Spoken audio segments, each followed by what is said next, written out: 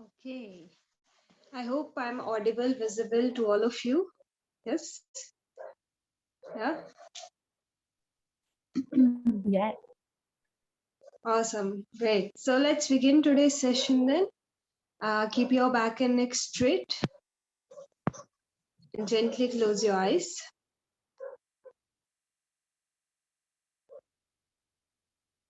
And start observing your breath.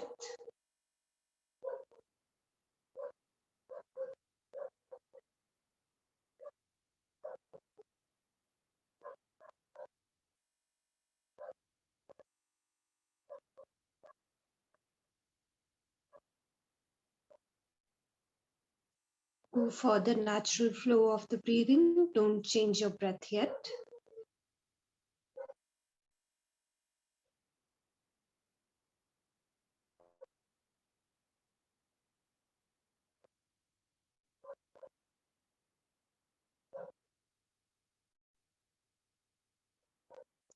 Slowly begin to deepen your breathing.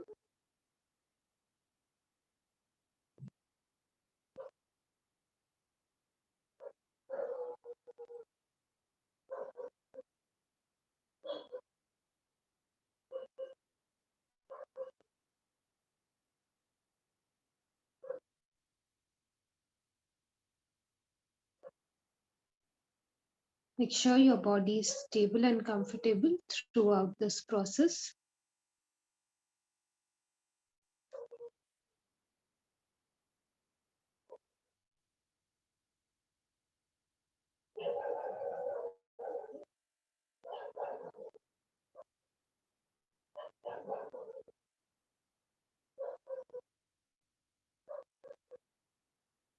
We'll slowly begin to add the practice of retention. So after inhaling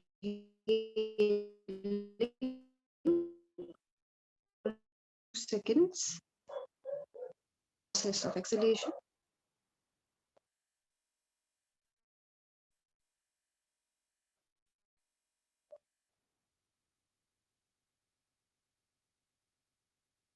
Inhale, retain, and then exhale.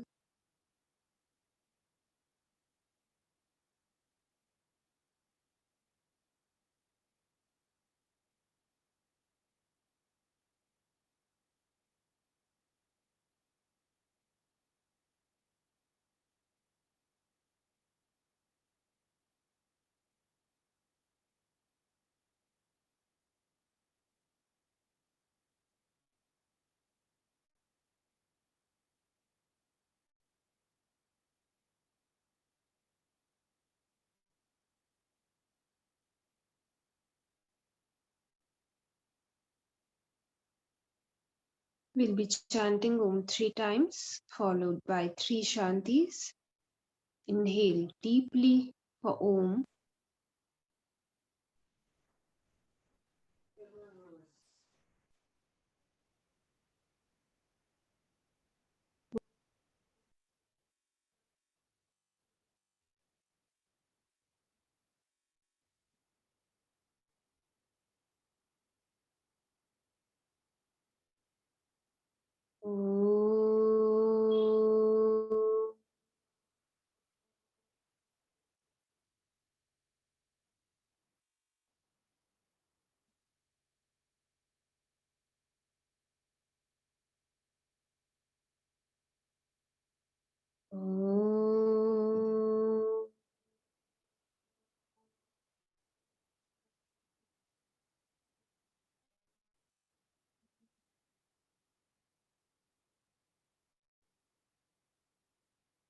Shanti, Shanti, Shanti.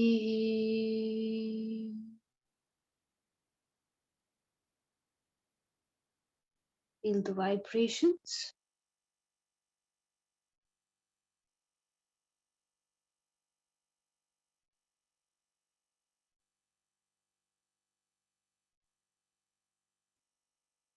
Join both your palms together and rub the palms together.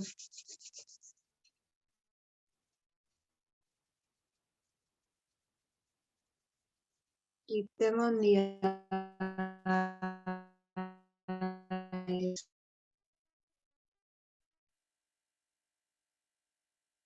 Slowly while blinking and looking at it with a smile. And namaste to everyone. Let us begin today's finally on our last school of yoga, which is Raj Yoga. This is the one you have heard of mostly. Other schools are still,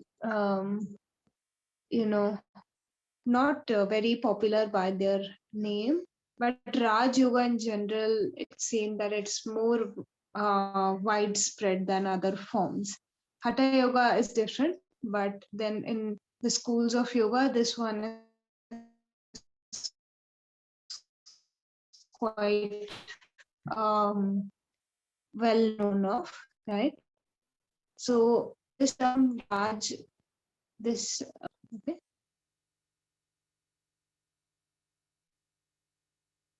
Or even the say king for king, in India we used to use this term.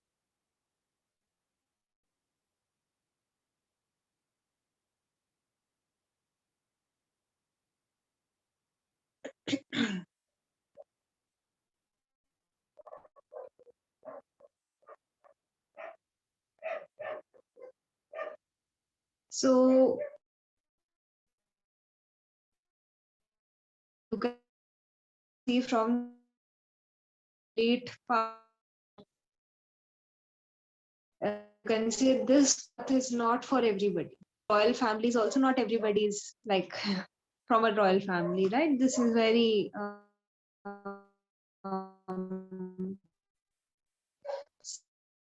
specific, and this is actually considered, it's called Raj Yoga because it's the highest path. So all other paths are moving toward. So ultimately, whatever practice you are doing, you are actually Raj Yoga only. So Raj Yoga, like I told you, Karma Yoga and Bhakti Yoga, those are easily practiced. But Raj Yoga, you need a lot of preparation for this practice. Okay, so even the beginner level practice that is given in Raj Yoga, that also requires a lot of preparation, right? So when Patanjali he starts his Yoga Sutras, when he says now he's going to give the discipline, he means the person is already somewhere established in karma and bhakti yoga or some other form of yoga. Basically, the person is already prepared up to a certain level to even begin this path. It's very difficult, right? It's a very advanced level practice, basically.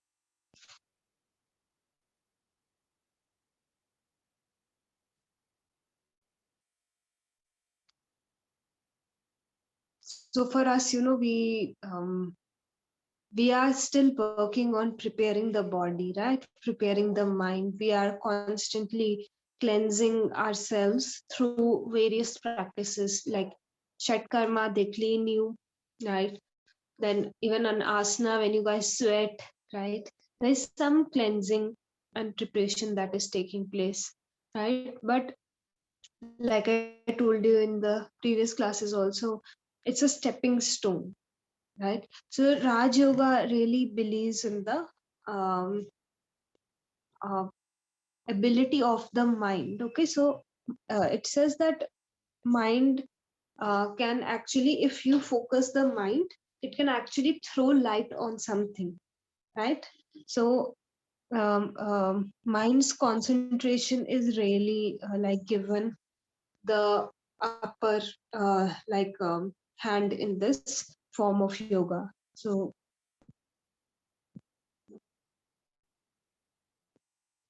this is very important, the concentration power of the mind.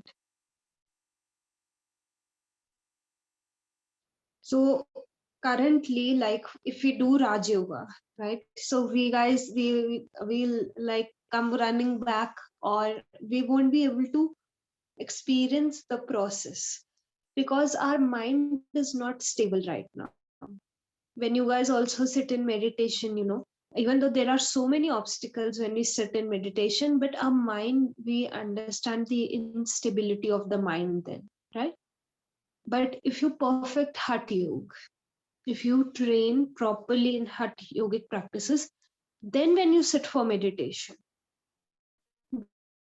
then you will be able to advance your mind, realize the state of your mind, the fluctuating state of your mind. So Raj Yoga, actually the main point of Raj Yoga is to move ahead in your spiritual journey. But most of us, when we practice it today, we're just doing it to set off the negative impacts of the fluctuation of the mind, right? But if the mind is very very stable, then you will be able to see the correct impact of the meditative practices that you do. Even Osho has talked on this, and he has said this thing that if you have any kind of um,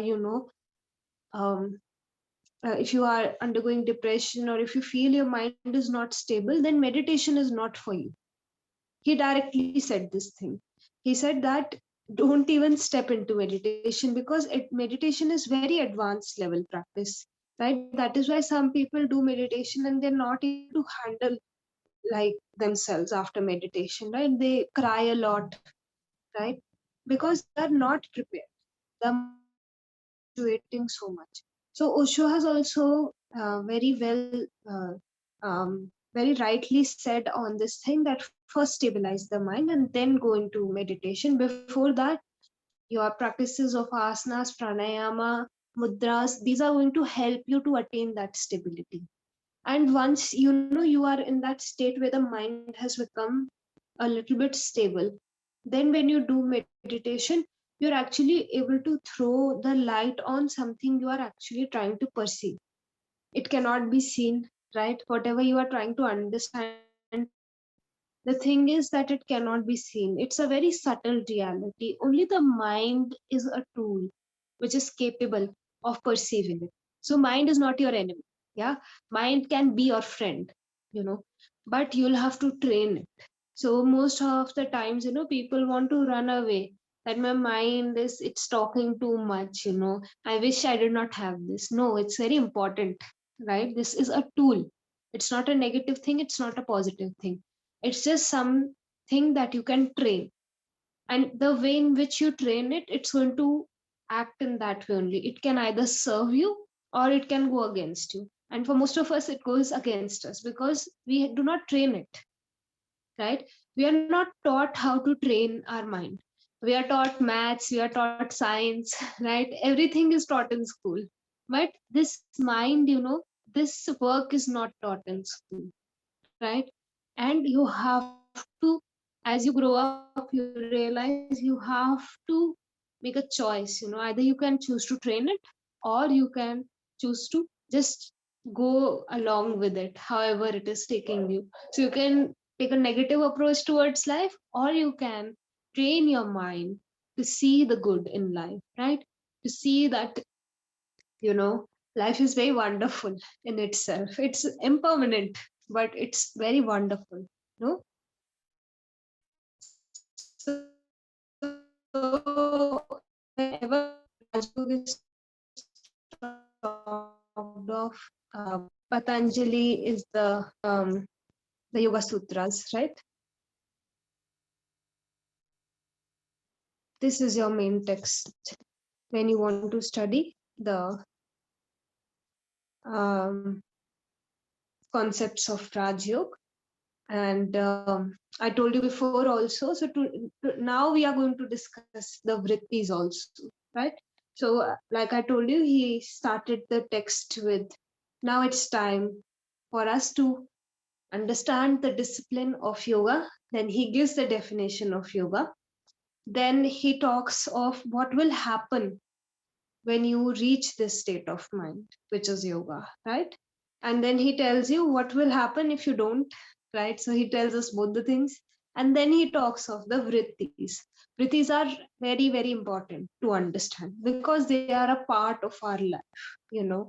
We can think of them as a separate concept, but no, they are actually taking place in our life.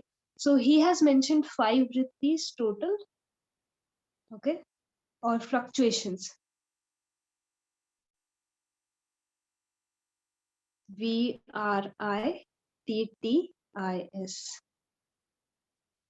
So they are 5 in number, right? And today we will cover this, right?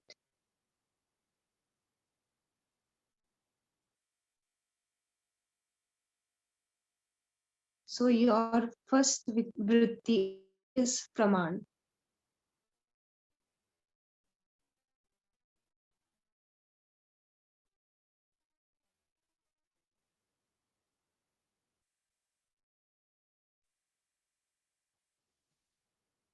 Praman or right knowledge. Let's write down all 5 of them first, then I'll explain each and every one of them.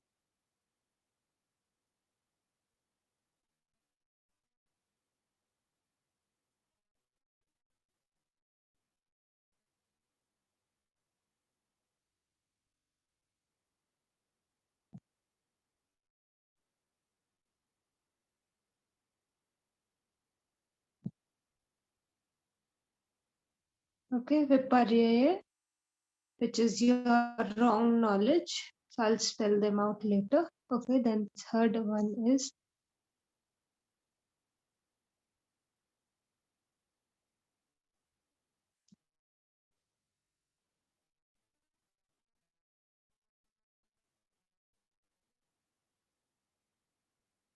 then we have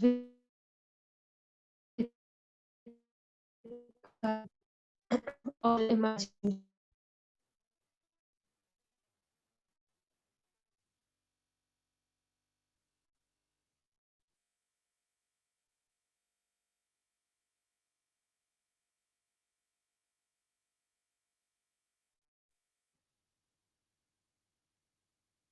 Smriti or memory. So praman is PRM, right knowledge.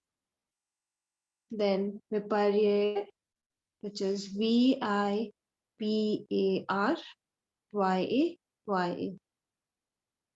Then we have vikalp, VIKALPA, or imagination. Nidra, NIDRA, nidra or sleep. And then smriti, SMRITI, smriti or memory.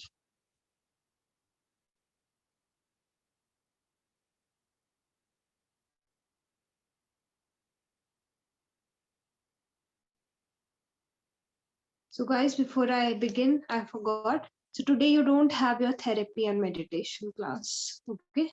So 12 to 1, like right after my class, and the evening 5 to 6. Since you are here, I'm answering this and I'll post it on the students, okay? So you can take some time off and just relax, yeah? And weekend is also here, so long break. Okay. So, okay. Oh, I'm breaking up. Wait, wait, wait. Is my voice better now? Yeah. Okay. So I was saying you don't have your therapy class and your meditation class today. So the class right after this class and then evening 5 to 6 meditation, they are cancelled. Okay. And let me keep my video off then if it's causing bad quality of the voice. Okay, so let's start with the vrittis. Okay, the vrittis, this term means the fluctuations. So how does this fluctuation take place? It takes place in 5 forms. Okay. So the first form you guys can see, it is the right knowledge. Okay. So now you will question this thing, how is right knowledge a fluctuation, right? So sometimes, we read scientific facts or something that is actually happening, right? Like the day, the night, right? Sun, moon, all the planets. So this is right knowledge. But again, this knowledge is causing a fluctuation in your mind, right? When you perceive this information, you think a little bit about it, or just the way in which you are perceiving it, it's causing some fluctuation in the mind. As soon as you receive some information, your mental field is so, you can say, uh, all of our mental field, right? It's so unstable that even a little bit of disturbance, causes fluctuation in it. So when you receive knowledge, it can be in any form. So I wrote 3 forms, right? One thing, that knowledge can be right, then it can be wrong, or it can be a imagination, right? So whenever we perceive knowledge, basically, it doesn't matter the quality of the what the quality of the knowledge is. Whenever we perceive any kind of knowledge, it causes a fluctuation, right? It doesn't matter if it is right or wrong or imagined, right? And this is the exact thing that Patanjali ji has also said, that when you receive the right knowledge, that causes a fluctuation. Why? Because most of the times we don't understand it. It just remains knowledge. One thing is, you intuitively understand something, and then you don't get into that, right? But we are just perceiving the right, like right now, maybe in philosophy classes, you guys feel you are getting the right knowledge, right? But this also, you introspect, right? You reflect upon it. Or maybe when you are doing something, suddenly some thought comes to you related to the classes, right? So this is causing what? A lot of fluctuation in the mind, right? And you have to come out of this fluctuation eventually, right? So what is the standard for seeing that the knowledge is right? So he gave 3 things. So Praman has 3 aspects to it. He said if these 3 things are there, then the knowledge is right. Apart from that, all knowledge comes in the other 2 categories, right? So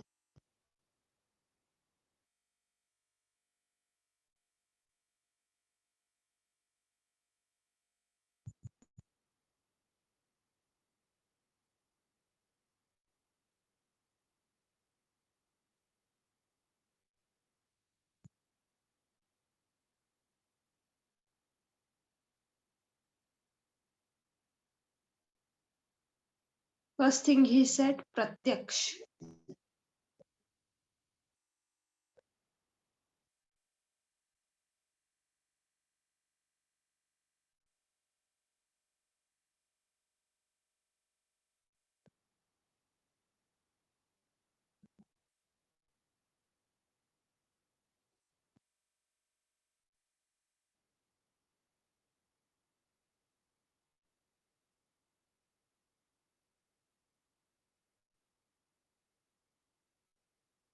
Okay, pratyaksh, anuman, and then agam. Pratyaksh.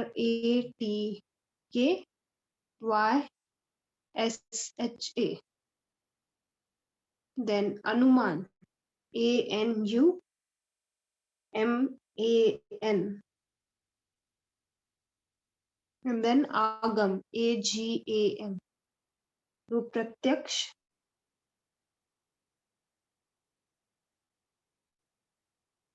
Oh, pratyaksh just change the spelling. Sorry.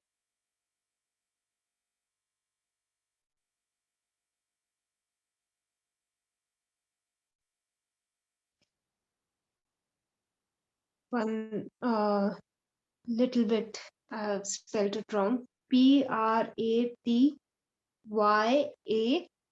KSHA. प्रत्यक्ष अनुमान आगम.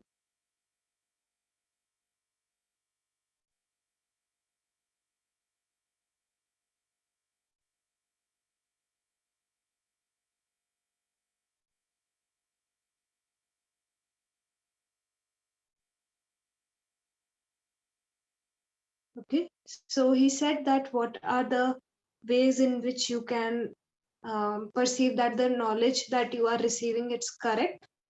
First thing is your direct experience. Okay, so whenever you like, suppose you are looking at the phone right in front of you or the laptop in front of you, so that object is there and your sense is able to perceive that this object is over there, right? So this becomes the right knowledge for you, right? So like for me, my phone is in front of me, or when you go out for a walk, you see flowers, maybe you see butterflies, right? So your senses are perceiving this thing, or maybe you have food in front of you, so you are able to get the scent of the food, right? So this is correct knowledge for you because your senses are perceiving that thing and it is present in front of you, and your senses are able to capture those things. So you know that the knowledge that you are capturing, it is right.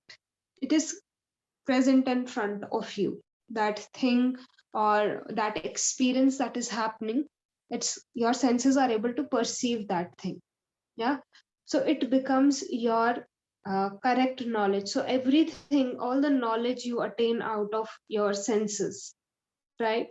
So that is correct knowledge for you, and it's a direct experience, right? If you go and touch fire, you will know that it burns you, right? So you know by your own senses that this thing is going to harm you, right? And if somebody, I can take hours and hours of convincing you that go and put your hand on fire, but you won't, right? Why? Because you know it's going to hurt, right? Your direct experience is telling you that thing. So it is the correct knowledge. But it sometimes happens that we are not able to acquire the correct knowledge through our senses, right? So in that case, he has given us other options, right? So suppose a person, he or she, they are in the desert, right? And there is no water. So sometimes what happens is people see a hallucination, right? That the water is present, right? And then they go towards it. When they reach that point, the water is not there, right? Like a mirage, right? So uh, sometimes your senses are going to fail you in perceiving the right knowledge. So then what you do is you infer. Okay, the second thing, anuman lagana, right? In Hindi we say, like, we are trying to get an estimate, right? So but this estimate, requires very good logical reasoning. Okay, like right now, if I go stand outside, maybe I'm talking of a hypothetical example, and I see a lot of clouds, right? And they are black clouds, and I see that the sun has totally vanished, so I can infer that it will rain, right? So this is my inference. I am drawing an inference based on very strong logical reasoning that if this is happening, then that will happen. Okay, so you cannot give this inference to everything, right? This inference cannot be drawn out of everything, but you need strong logical reasoning, right? Like, maybe in the winters, this is going to be the weather. So as soon as the weather starts changing, you are just like, okay, now winters are about to come, right? Or something happens and you are immediately able to infer that this thing by default is going to happen, right? So that becomes your second source when your own senses, they are not able to directly perceive a consequence of something, right? So you can draw an inference from something else that is happening around to come to that conclusion, and this becomes the source of right knowledge. Okay, Now, sometimes what will happen, your senses will not be able to tell you, right? And nor will you be able to infer. This will mostly happen when you are going for spiritual practices because it cannot be seen, right? And sometimes your own experience doesn't help you to infer, right? That is where the guru comes in, right? Who is guiding you. That is why they say, look for the right guru. Because if you are unable to find that, then you might get lost on the path. Why? Because you have not seen the path, you cannot infer, right? But somebody can guide you. If somebody has walked on that path, they will be able to direct you, they will be able to give you the checkpoints, right? But there are again two conditions whenever you are looking for a person who is able to guide you. Two things you have to take care of. One thing, that they themselves should have the correct knowledge, right? It shouldn't be like they are just talking of anything or everything, right? So some part of you will have this understanding, right? Is the other person trying to deceive you, or is the other person actually genuinely trying to guide you? So your judgment also highly helps you to infer this thing. And second thing, the knowledge should be passed down without changing it, right?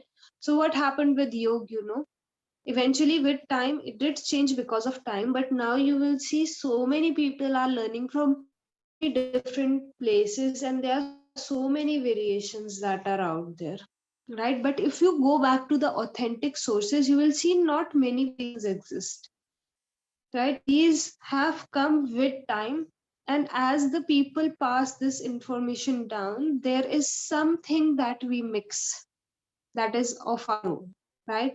And when this mixture comes in, then the purity of the practice is lost. Okay. So whenever you go ahead and do anything related to the spiritual practices, just make sure that the knowledge is not transmitted according to the viewpoint of the person. It is transmitted as it is. Okay. The basic things should be transmitted as they are. Sometimes people add examples, that's all right, it becomes easier. Sometimes they narrate in story form, that's also all right. But the basic essence of the knowledge should not be lost when there is a variation that is added. That is why I keep telling you guys also, when your students will come to you, you should have a proper backing for whatever you are teaching, right? Otherwise your students might question you, sometimes they might not also, but if they come and question you, you can tell them, okay, this is my backing, right? This is my source. You always, and it also helps you to connect more deeply with the practices, because you are doing it from a very authentic source, right? Your knowledge, your practices are coming from a very authentic text, so it also helps you to connect very deeply with your own practice. And then when you pass it down, you can be very confident, you can be like, you cannot doubt me, right? Because it's not mine. Whatever I am teaching, this is not my knowledge, right? It is already there is no trademark on this knowledge. People go into various religions and they are like that you are this or you are that. But the thing is, nobody has a trademark on all of these things, right? Like you can do anapan, everybody can do it, right? Everybody who is alive, they breathe, no? Right? So they can do anapan, right? So there is no trademark. No Siddharth Gautam can put a trademark, or Buddha he can put a trademark that this is my practice. No. Even today, when we are practicing, we are deriving the benefits, right? So we cannot say that it is a Buddhist practice, this is a that kind of practice. No, everybody who will do it, they will benefit out of it, right? So it's something similar to that these things are very universal in nature, right? So um, this is your way of, okay, do you never verify testimony? See, testimony is mostly based on faith initially. Okay, when do you need a testimony? when of course you do not know, that this thing is there or that thing is there, but you can verify testimony.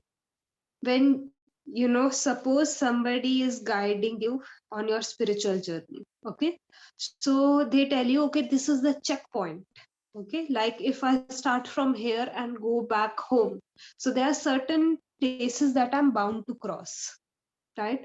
So what will happen is somebody will guide me, first time if I'm going somewhere, somebody will guide me and tell me, go this way, then take this right and left turn, and that is how you reach the place. But when you actually start on the path, you will cross those areas, right? So you will be able to verify testimony also, but you have to make yourself capable of it. Okay, you have to prepare yourself, and you have to practice continuously to verify that the checkpoints that are provided to you, they are actually there, you know and actually, as you deepen your practice, your faith comes naturally. you know you can question the testimony, but as you practice, you will, if the information passed down to you is authentic, you are bound to reach on that path only, or you are bound to cross those checkpoints by default. Okay, so you can verify it. The answer is basically yes, it can be verified. Okay, so let's come to the second vritti, right? So second vritti is your viparya, or wrong knowledge. Okay, so now every this world, and especially in today's time, we are filled with information, right? You google something, you will find 10 places minimum which would have written about that same thing, right? So we are overloaded with information these days. Okay, so there is a part of all of this knowledge which is wrong knowledge. Okay, so you have to be very, very careful of this wrong knowledge, because this wrong knowledge has no basis. Okay, and it can misguide you. It's like a misconception, you know so this false knowledge is not based on its own form. Okay, so let me give you an example for this thing. All right, so over here in rainy season, a lot of snakes, they come in the campus. Okay, it's very common. Even I was afraid, right? So who is not afraid of snakes, right? So okay, so the rainy season came, right? And the grass also grows really long over here, right? So if it's not consistently maintained, you will not even be able to see the snake. Okay, so thankfully, I just had one encounter overall, but right now just giving you an example of what the kind of games the mind will play, right? So now I got to know that snakes come here. So I was also afraid, right? Especially during night, right? When you are walking back and you are like, okay, now someone might cross my path, right? So suppose one day there was a rope that was, kept somewhere, right? So over here we have ropes where students can, dry their clothes. So suppose one day one of those ropes, it fell down on the ground, right? And I was walking back, okay, and I was told that there are snakes in the campus, okay. And as I was walking back, because it was night already and not a lot of lighting was there, I thought that the rope was the snake. Okay, and immediately I jumped back, right? So what is happening over here? The object on the basis of which I'm perceiving this information, this is not the real thing, right? My fear is constantly keeping me aware, right? And everything that I am like at that point of time when I am coming from the dining area to my room, everything that I cross on my way, I'm immediately drawn to think that there might be a snake, and the rope happened to be in that like placed in that manner that it looked like a snake, right? So immediately I jumped back, right? I was afraid, right? And then eventually I realized that okay, there was no movement, right? So eventually I realized that okay, this is not a snake, right? So what is happening over here, right? The my fear basically is, playing with me, right? So in Gyan Yoga we discussed discrimination and ignorance. So this is ignorance. So wrong knowledge will come to you out of ignorance, okay? And the only way in which you can come out of it is through the development of discrimination, right? So if there was better lighting over there, suppose in this example only, if maybe the lights around that area were there, right, then I would be able to see the rope for what it was, right, and not think that it was, right? So all of this light is actually what? The discrimination that you develop, okay? And all of that darkness which was not allowing me to see the object was the ignorance that I am right? So let me complete the third one. After that, we'll have to end today's session. But today your homework is actually whatever knowledge that you guys categorize it as right knowledge, wrong knowledge, or imagination. You have to categorize it today. Okay, so this is your homework for like these are some common part of our life. All the time we are receiving some form of information. But is that information right? Or is it wrong? Or is it like totally imagination? Right? So let's come to the third form of knowledge, which is your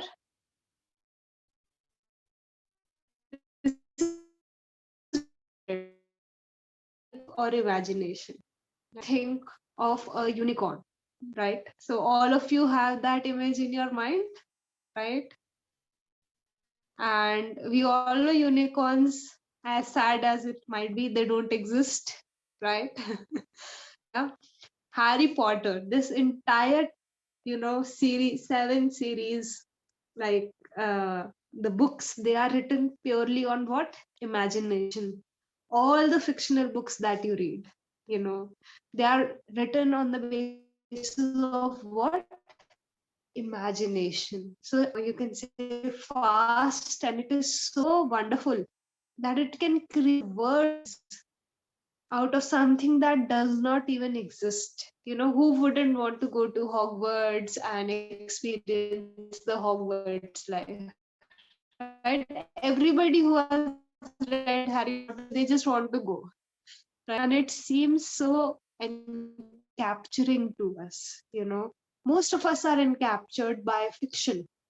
A lot of people read a lot of fiction, and entire worlds are created out of this amazing ability of the human mind to imagine.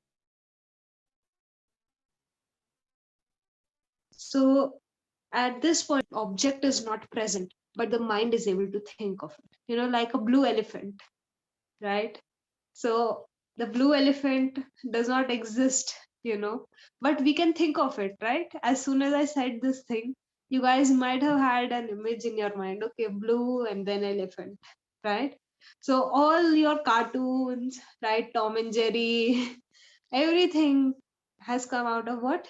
Imagination. No real basis, but we are able to think of it, right? We are able to understand that knowledge. And this also again forms a mental fluctuation. If you meet someone who writes, you know how much their mind works, thinking. And imagination doesn't just have to do with, all of this fiction that we create. We imagine a lot of things for our own lives, right? That when we grow up, maybe this will happen, we will live there, or we will live over here, right? So imagination imagination is a constant part of our life where we have but we are still thinking of it. The thought really captures us. If you imagine you are sitting on a beach, yeah, there's very good sunlight, yeah, so you feel really good, no, right? So imagination causes a lot of fluctuation. It captures us more than anything else. People uh, keep imagining for, like, 10,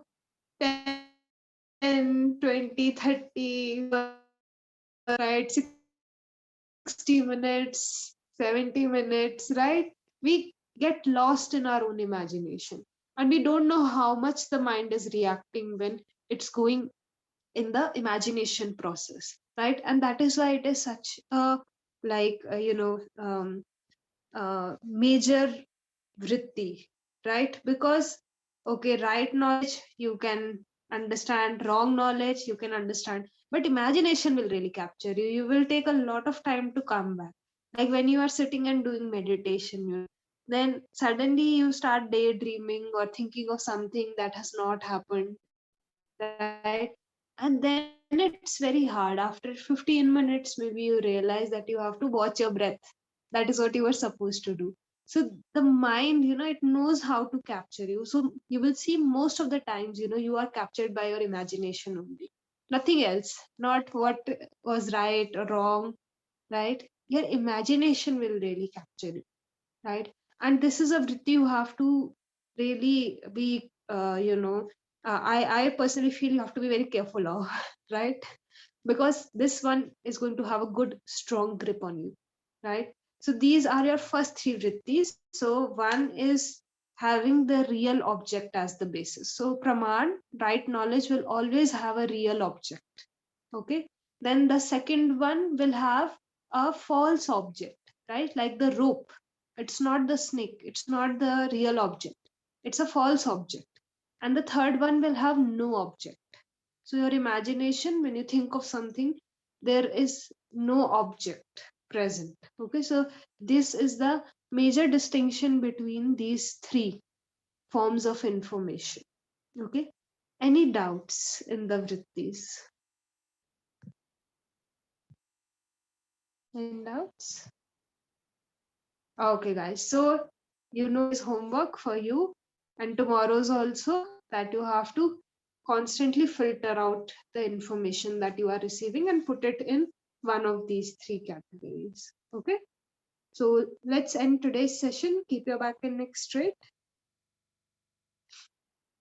Very gently close your eyes. We'll be chanting Om one time, followed by three Shantis. Inhale deeply for Om. Om.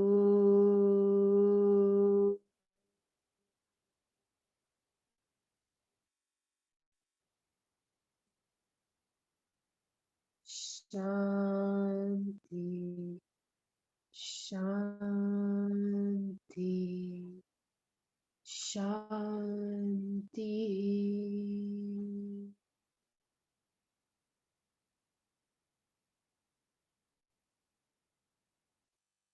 Join both your palms together and bow down gently. We'll begin our day with a sense of gratitude, saying a mental thank you to everything we have.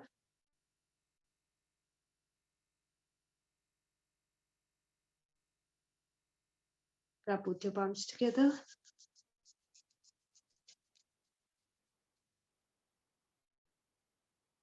Keep them on your eyes. Very slowly, while blinking and looking at your palms, begin to open up your eyes. Start coming back with a smile. Namaste to everyone. Take care, guys. Enjoy your break. Okay. And I will see you at 3 o'clock for your pranayam class today. Okay. So, bye bye, guys.